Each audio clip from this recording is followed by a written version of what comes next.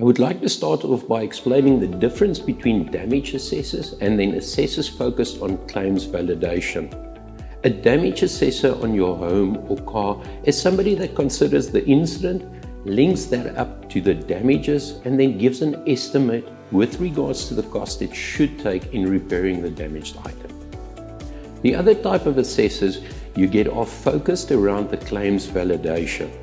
The industry calls them different things, ranging from assessors to loss adjusters to even investigators. Let's just call them assessors for the purposes of this video.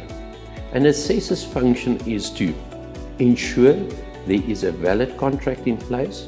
This means ensuring that the premium is paid, the risk is appropriately covered, and that all conditions has been complied with. This also entails ensuring the correct information was supplied during underwriting stage that might be material to the claim. The second part is to validate the incident itself. This involves proving the insured's version of events. Many clients following an incident realize that the incident is not covered. As such, do they falsify and/or omit specific details pertaining an incident as to ensure they have a valid claim.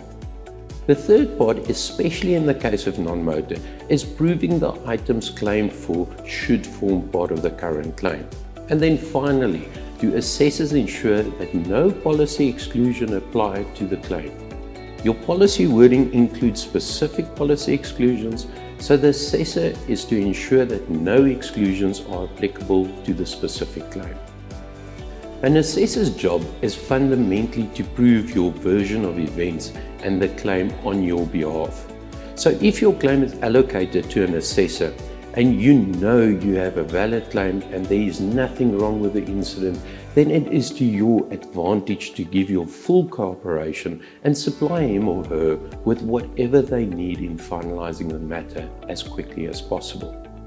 The myth that assessors are there to find a reason not to pay a claim is pure fallacy.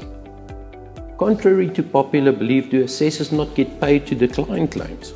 Most independent assessors are paid a flat rate, and disproving a client's version of events is far more work than simply recommending payment of the claim and receiving his or her fee. Claims are allocated to assessors for various reasons. Some insurers allocate claims based on quantum. Others have sophisticated fraud models in place that recommend specific claims be validated based on an algorithm. Not all claims that are referred for validation are problematic. There is no technology or fraud model that is perfect. The model or technology is purely saying there is a potential risk and requires further validations.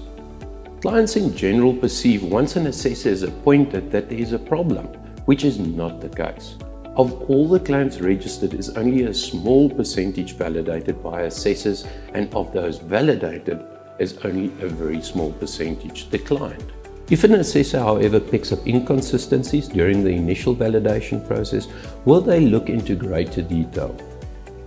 If it quacks like a duck, walks like a duck, and swims like a duck, is it most likely a duck? In closing, do we reiterate? If you suffered a valid loss, is the best advice I can give you. At assessment, understand what it is that the assessor would require in his validation process and comply. It has been my experience that clients that become defensive, aggressive, or argumentative have good reason doing so, because they don't want you to get to the truth. This only has the opposite effect, wherein behavior simply indicates another red flag on the claim.